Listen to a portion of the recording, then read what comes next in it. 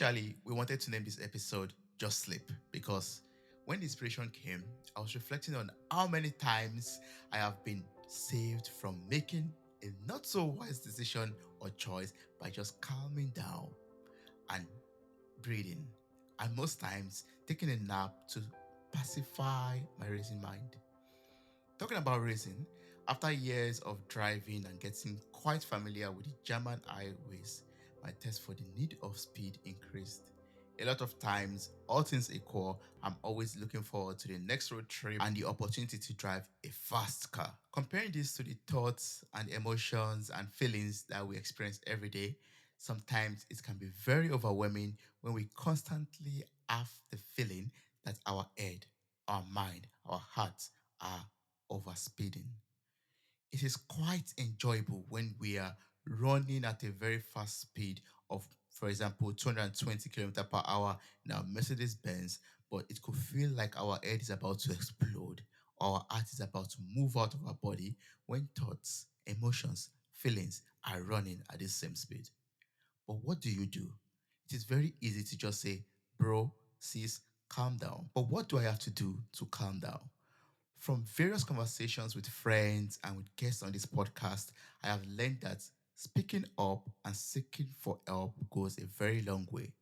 Getting help from a trusted community, getting help from those reliable friends of yours, getting help from a mentor, from certified therapists or coaches could help in controlling the condition that is apparently very common. Open up. Let's get to the bottom, to the root cause of the flooding emotions and thoughts, and let us find out how we could manage and how we could deal with the feelings. So, I visited a friend some time ago. We were sitting in a dining room. She shared a story of ours and how a therapist talked about emotional control and taking intentional action. I thought about this and I felt that this could be very useful or very helpful on our personal development journey.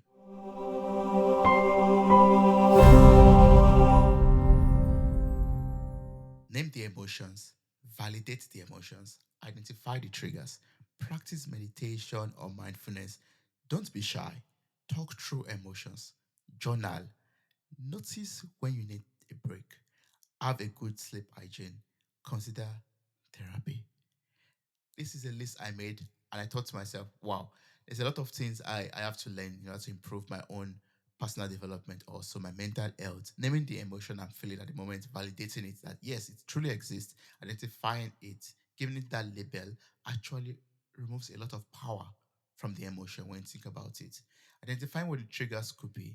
That way, in the future, I could avoid them if I don't want to feel those emotions or feel those feelings. Practicing meditation or mindfulness, this has really helped me a lot in the past and also currently in the present. Waking up and just calming down by doing a devotion, reading, meditating, praying helps me to start my day with the right mindset. Don't be shy. Talk through emotions. Oof, this is a very, very big one for me because I am very shy and I don't talk through emotions. But it's something I'm learning and it's something I'm working on. Speak with friends, them asking you how you're doing and opening up, truly opening up to tell them, I'm fine. Yes, it's a blessing to be fine. It's a privilege to always be fine. But I'm going through this, I'm going through that. And yeah, that's just how it is. I'm just leaving it on the table. Like I said earlier, doing this with a trusted community or with reliable friends could go a long way. Journaling is something I've learned a lot from friends on this podcast and guests on this podcast, but it's something I've been struggling with. I have a lot of journals that I've started in the past, but left them halfway somewhere. But it's something that really helps. The few times I've really journaled, I've really felt relieved and I was able to process my thoughts. Like putting that pen on paper, writing things down, helps me to process and see things in a different light or different perspective. And I'm able to even let go or process some things faster. That really helps. That's something I'll pick up again. And that's something that we integrated in our new book also, Confessions. Like at the end of each chapter, I believe you have like the opportunity to journal. You have like some pages, lined pages that you could write your thoughts into. That means You could read something about the story or in the story, and it could trigger a feeling in you. It could remind you of something. It could strike a nerve. It could annoy you in some ways. That's a sign. Put pen on paper in the book, write it down. And you could share with us also. Maybe we could discuss this, go even deep down into this, and who knows, you could be helping someone else on his or her own journey.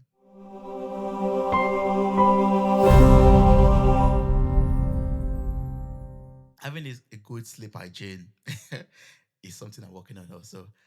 I don't know. People say you sleep for 8 hours. I say you sleep for the amount of hours that is enough for you. I use nowadays a app to track my sleep hygiene, and it's telling me it's very bad. So I have to really work on that. And yeah, having the optimal sleep behavior habits could be very helpful to form your day, to make your day a good day or a not very good day. Taking break when needed is important. I, for one, enjoy taking power naps. My days are mostly always, you know, tightly packed. I would say a lot of the days are tightly packed, and I have to move from one activity to the next one to the next one to the next one, and I find time in between to take power naps. That's my form of break, or going for a walk. Yeah. Now that it's winter or dark outside or dark early, I tend to take power naps more than going for walks. But going out for walks really helps. Like, there's a lot of things I've done or achieved by going for walks, by taking those breaks, those intentional breaks in between different activities. Like, it helps me process my thoughts, gives me ideas, and I get back from the walk and I write them down. I'm like, wow, amazing. I'm impressed. So that could be something that could be helpful for you too. Taking power naps also really helps. I feel like I start like the second, I have a second morning basically. I have a second start of the day when I take a power nap and I'm able to wake up. I'm able to wake up refreshed and I'm able to take up the task for the rest of the day till I go to bed again. Then consider therapy. I know I made silly jokes in the past when my black friends, for example, I was speaking to a very good friend of mine in Indianapolis, and she was telling me about therapy. A lot of my black friends talk about, considering a therapist or going for therapy. In the past, I always laugh at it because, we all have this mindset that, believe basically that black people don't need therapy and therapy does not really help or something like that, something in that line. But deep down, I truly respect and support this decision. It's something that I always play with. Also, the thought of going for a therapy session. It's something I think of from time to time. I believe it could be helpful to speak with a specialized individual. It's also in the book too. The main character in the book, went for therapy because I believe it's something that really helps. It really helps. What's your therapy? Is it speaking with people? Is it kind of some activities? It's actually going to a professional to discuss. I think different things could be your therapy. Yeah.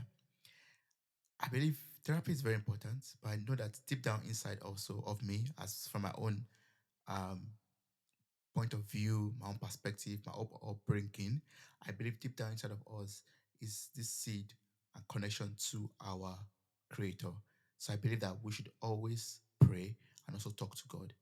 Like, you could talk to a professional, but I also believe we have a friend, a creator, a being that knows it all, that can answer our questions, that wants to be our friend. So you could find that time to just sit and talk to God.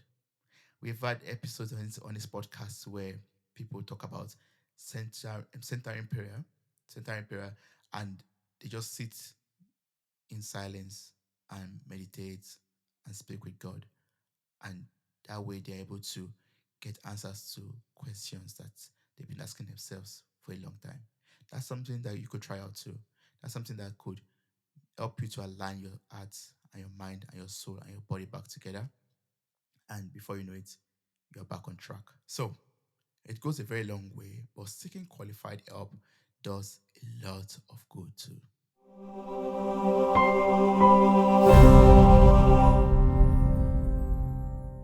Numbing is never the solution. Sometimes I think I work too hard and I work too much and I commit myself to too much projects and tasks at the same time.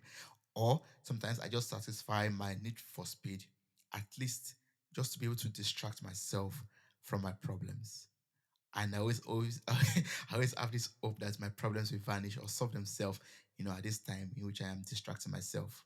But in most of the cases, those problems, those challenges, they will sit on ice stools in the front row and they'll wait for you to come back. They were like, Toby, when you are done distracting yourself, when you've done all the projects in the world, when you've solved all the tasks that you want to solve, you will come back and meet us here, right here. Why don't you just face them head front and save yourself some time? Like a friend just told me some minutes before recording this podcast. Like he just said, yeah, you could be holding someone down and you could be holding yourself down if you don't face the challenges or face the problems heads on and seek for the help that you need at that moment.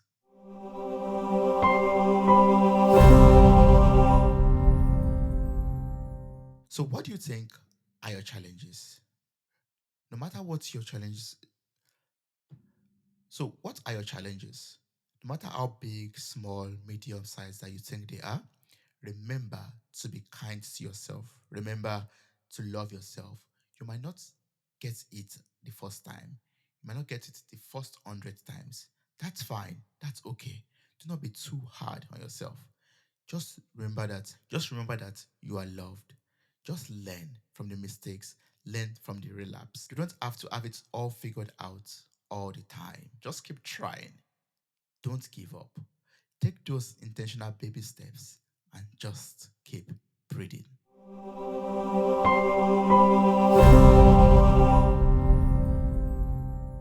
I really appreciate you listening to this episode. Thank you so much for going on this journey with me.